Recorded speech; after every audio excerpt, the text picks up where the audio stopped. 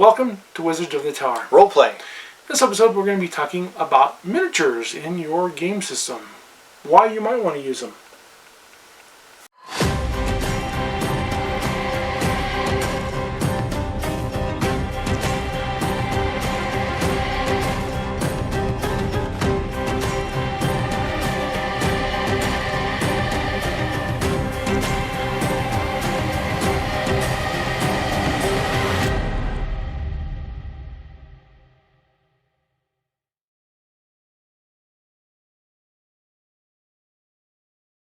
Welcome to Wizards of the Tower. Roleplay.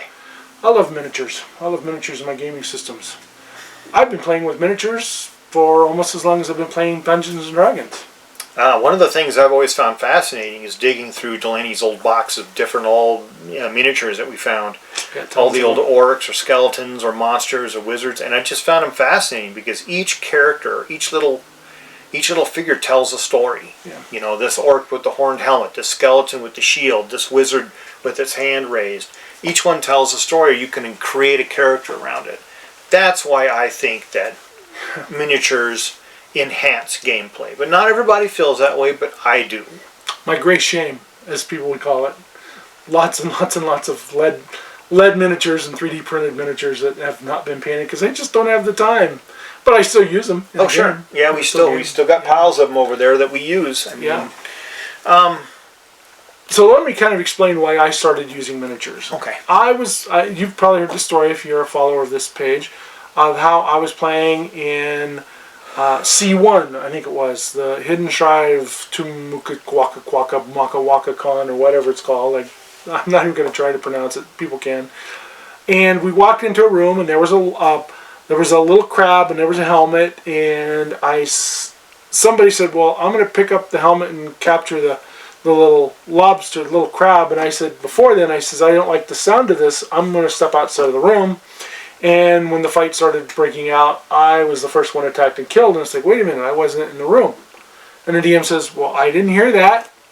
And he wasn't paying attention. And had we been using miniatures, I would have pulled my miniature out of the room and said, that's where I'm at. Right. And that's when I started using miniatures. So I started buying up Raw Partha miniatures, which I think at the time they weren't 25 millimeter. They said they were, but I think they were more like 20 millimeter. That's even smaller. I mean, like the 25 millimeter stuff that we have here.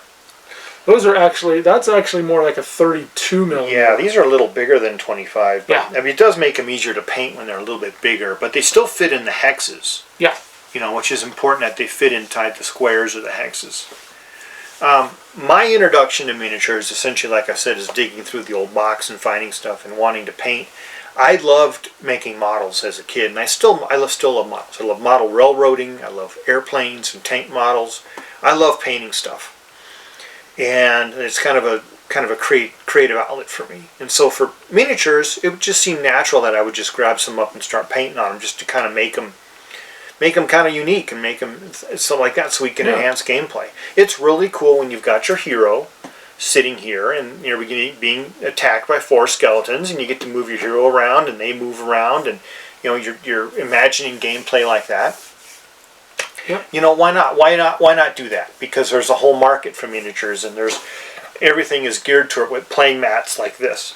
Yeah. It's a great way of showing where your character is at. Yeah. And it's a visualization. Yeah, playing Mind's Eye is fun, but having a miniature representing your character kind of adds more to, it's like, yeah, here's my wizard, and this is what he looks like, or here's my fighter, here's what she looks like. Yeah. The thing is you can demonstrate how you move up the stairs, how you attack that person, how you move over here, how you walk along the wall. It's a lot easier for people to visualize that unless you're just telling them, something just kind of outright. And it can be an outlet for creativity where you can paint your miniature just about any way that you want to make it look like how you imagine your character to be. Well, I've heard of players using things like coins or chits or even Skittles and M&Ms, and then if they kill the monster's a Skittle, well, you get that Skittle and you get to eat it. Yeah. I mean, we played with people like that too. They Yeah. just open up some here. Okay, here's your 3 dragons. There's 3 Skittles. Whatever. Okay, sure. If you're just gonna wing it like that, that's fine. But I like the game where the person reaches into a box and pulls out a dragon and says, "Okay, this is your adversary. Yeah. Figure out what you're gonna do." And if you watch Stranger Things, the kids are even using monsters in their game. Heck yeah. Yeah. So what do you do? Where do you come up with these miniatures from? In the past, you would go to your local gaming store. You Yeah. had a local gaming store, and you would peruse and find what you wanted and buy them. Yeah. A lot of times, I know the gaming store that we had for the longest time when I first started playing had a catalog, a Raw Partha catalog, and I could flip through that catalog. And then there were other Grenadier box sets which had themes of the box of wizards and the box Sure, of fighters sure. and the box of adventurers and you'd buy that. You could flip it over and you could see the miniature on the back and you would buy that. Yeah. And there were other instances where we had a catalog. We were looking at White Dwarf and we were seeing these figures and we're like, wow, these are really cool figures. And I think they were Citadel before Citadel became Games Workshop. And we started ordering those from Europe, so it would take months for us to get them. But, hey, we had figures that nobody else had. We had some orcs, some great orc figures that are like that aren't this, typical orc looking now. They're more of the pig face orc, which is kind of cool, Yeah, they've got some they look kind of crude. They're made out of lead, if I remember. Some of those Yeah. are kind of Yeah. tough. You want to paint them up and steal them because they're kind of leady, but they're really neat because they're metal and they have a heft to them and they have a significance. And you can set them down and they don't fall over easily and stuff like that. Yeah, our original miniatures were all lead. Yeah. They weren't pewter, Yeah. but they started going to pewter for safety reasons because it's not deadly to swallow like lead. Yeah. A little kid gets a hold of your miniature and swallows it, Yeah. and now they've got lead poisoning. And pewter works good too, and it's got the weight. Most of these are pewter. I think Yeah. Delaney and I prefer metal figures, but recently, of course, there's a lot of plastic ones, and plastic ones like Bones. Yeah, the Reaper Bones Reaper and the Bones. Games Workshop where you buy them on a spew. And Yeah. there's a few other ones out there. Yeah. And of course, there's 3D printed. So you go to places like My Mini Factory, or you get onto a Patreon, and every month they release a bunch of new minis, and they're pre-supported, so you don't have. A lot of times they're pre-supported, so you just pop them on your resin printer and slice it up and print them out and pop them off the supports that they have, Sure. and then you've got your mini. But those tend to get kind of expensive when you do the Patreon. But then again, you're getting 30, 40, 50 miniatures for $20. Yeah, I mean, it was really interesting when we first started gaming that if we couldn't find a miniature that was exactly what we wanted, we could go to some place like Hero Forge, and you could basically create it, then Hero Forge would print it and send it to you. And Yes. sometimes It was kind of expensive. It was $20, expensive. $25 for a printed figure. but some of those were pretty darn good. I mean, there were some that kind of looked, maybe they didn't have like all the detail. They were kind of smooth looking, but they were cool because then you could have like a posable figure, and it could have the right kind of sword. Yeah, and you could kind of The look right how kind of helmet. how it kind of looked, how you might imagine your character. Yeah, how you imagine within it. limitations of what Hero Forge had. Now, Yeah. Hero Forge now, every week they put out something new. Oh man, it's amazing. I mean, we were looking at some the other night, and they're so complex. Some that people, the Yeah. facial expressions that they've added Yeah. now, and you can change the way the character looks in the face and the posing and Yeah. and the equipment that they have. It's just it's just so cool. Yeah. You can make just about anything you want. You want that Mad Max character? You're right. Oh, there's the Mad Max from the That's- pose. that's The what we guy were with the looking helmet. at. I was showing that to Tom. He's like, Yeah. is there any Mad Max miniatures? I'm like, yeah, look at these. Here's Max That is so cool. You got with everything. his dog. Yeah, and you then got there was the everything. pose one. And You got everything from fantasy to sci-fi to robots to everything, and then of course you got pirate. You got there's tons of pirate. If you wanted to do Captain Jack Sparrow, it's there. If you wanted to do if you wanted to do Star Wars, there's the people have made Twi'leks with it. Yeah, it's really fun. I mean, there we were looking at, and there's Max Rockatansky with his shot-off shotgun and his dog next to him. There's circa Mad Max and there's circa Road Warrior, and people have done a really good job of it. I mean, you can make those things and custom them, and that's really cool. Yeah, or the Star Wars minis, or the Lord of the Rings. I have one of Gollum that somebody made, and it looks like Gollum. I'm like, wow, this is really good. Cool. So you can go out to someplace like Hero Forge and do a search in the community and find a mini that maybe somebody else has already made, and buy the STL file, which I think costs you $7.99 or $6.99, so $7. And then if you've got your own 3D printer, you print it out and you've got your figure. You can go further than that in the Hero Forge. You can actually buy it colored and painted. It's not paint; it's the ink that they use, and it's not quite as good. But a lot of people are happy with it. Sure. Or you can even buy metal ones if you want. So the idea of 3D printing on files has revolutionized figure making for games. Yeah. It truly has. You're not limited anymore by using one person or another. You can make your own, and you can customize everything, make your own, and put them in your game. And in that sense, you can really enhance the storytelling, truly. Yeah. And now that it's just changed so much within the past few years, for creating that. And it's just really mind-blowing how far that's come with 3D printing. And then there's another company, if you want custom designed ones, called Eldritch Wizardry, which I don't really use. I've used it a few times because there's a few things that I wanted to get off a mini that Hero Forge didn't have, that Eldritch Wizardry had, and I created a figure. I have kind of my gripes about Eldritch Wizardry STL files that I have to do a little extra thing to them before even supporting them. I didn't know that was the case about that. So and they say it's because of the filing system that I use. But having your custom mini is so cool to have, because now you can have this miniature. In the past, people modded them. Tom's got his cleric figure from a game that we played, that we handed a friend of ours the miniature, and he modified it. Yeah. And took the act, or I think it was a hammer. It was a hammer, and he made it into a sword. Yeah. Turned it really great. A sword, and the sword is great, and painted it up, and added a shield to it. Yeah, he put a shield on it, which he didn't have a shield before, but he found one, he put it on there. So we used to mod stuff up like that. Nowadays you don't have to, because you can make them custom.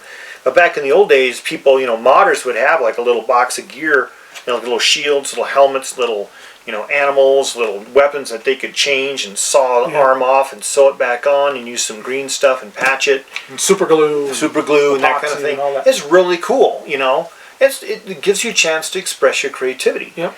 Now, I am a really amateur miniature painter. I am not good. I'm just barely good at it. But Delaney does a lot of miniature painting. So she's going to kind of talk more about painting and stuff like that now in this next part. I will argue that I am not a very good figure painter. Now, there's people in our group that would argue that I am. I think I'm mediocre at best, compared to some of the minis that we've got from friends painting them for us. But, you get into your paints. Originally, when we started painting miniatures, we used the old Testors paints. Airplane stuff. Because that's what we had when we were building models. Yeah. Or doing other things, We didn't have all these other fancy paints. And then we got into Raw Partha paints. Raw Partha had their own series of paints, which I think we've still got a few of those laying around. Most of them have dried up. Yeah. But there's still some around. There was still some there. Yeah, and they were an acrylic based. Poly S was another one. Poly S came in a jar, and those were really one of the first ones after Testors that I went to. Then I went to the Poly S and the plastic. Vallejo. Vallejo is actually my favorite paints to use.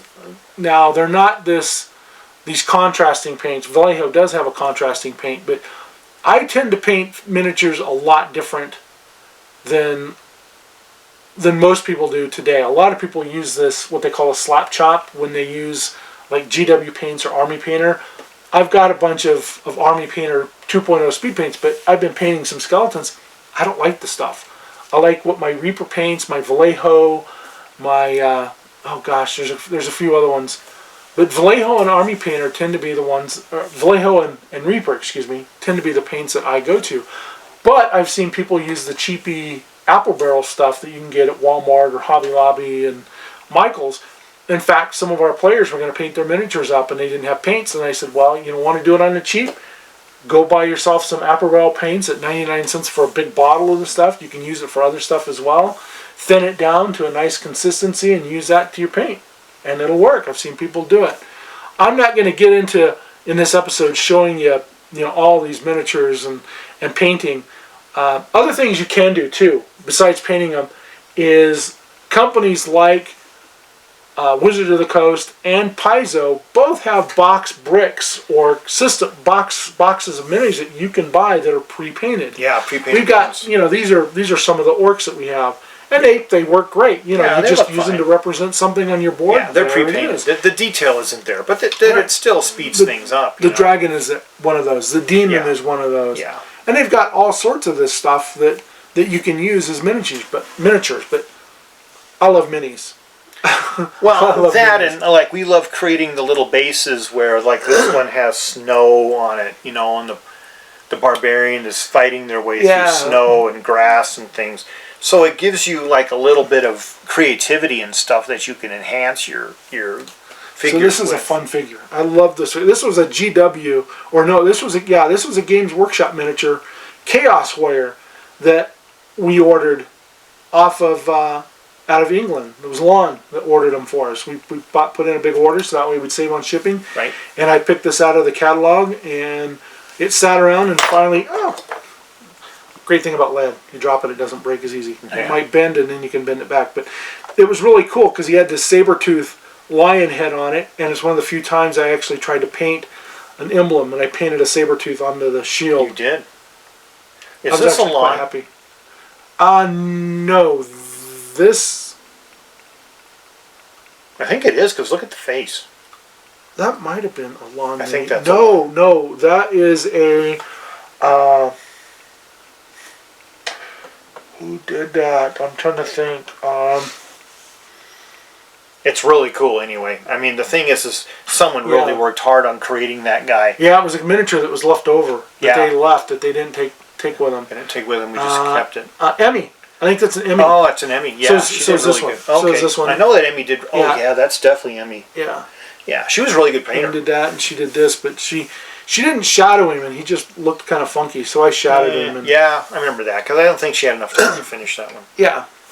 The thing is about miniatures, we could talk about miniatures for hours. It's just like all these special miniatures that have stories behind them that come from people that do all this stuff and everything. That's a skeleton that Tom did, and that was, I think that might have been I don't remember who did this. What company? Those are all Games Workshop skeletons. You had a big box full of them. Yeah, I worked on them all. Actually, I think that's that might be a Reaper. Oh, maybe it is a Reaper. Maybe the detail is different. You can always tell the miniatures, by the design. This was actually a Whiz. This is based upon the Whiz Kids. There was a dungeon mage game, and they came on these big round bases, and I quit playing Mage Knight and just popped it off and stuck it on a regular base, and there you go. And there's an undead right there for you. Pretty good. This was another one of those Mage Knight. Yeah. Actually, no. This one, this was a one that came out of a box set, but it's roughly based upon a Reaper, or not a Reaper. I think it was a Raw Partha based upon the Mage Knight game. So, I mean, each miniature has a story to tell, and I would encourage folks to kind of take it up and work with them, because they really do enhance gameplay. You don't have to use them, but it kind of gives people an inclusional sense into your game, where they can show up with their figure, move their figure around and stuff like that.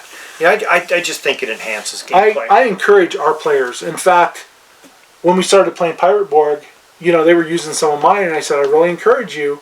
I said, if you design your miniature from Hero Forge, I will 3D print it for you. I will get the file, and I will 3D print it for you. I won't paint it, but now you have a miniature. Yeah. And they're there. They were like, wow, that's really cool of you to do that. Yeah. I won't do that all the time, but I'll definitely do it on an occasion. Sure, a lot of them worked out really good. I mean, some of the figures look great. Pirate figures are really cool too. So. Yeah. So anyway, we're going to end this episode of Wizards of the Tower. Role play. Don't forget to like, share, subscribe, spread the word, ring the bell, follow us on Discord, make a comment. We will always reply to your comment, even if it's just a simple, thanks for commenting, or thank you for sharing, or sometimes it may be more detailed. Kind of depends. But anyway, may all your adventures be epic. And keep on rolling. Thanks, folks. Thank you. You're all beginning to wonder why I'm wearing the same shirt as is Tom. No, I don't have just one shirt in my collection. Neither does Tom. We just record everything all at once. Or lots of them at one time.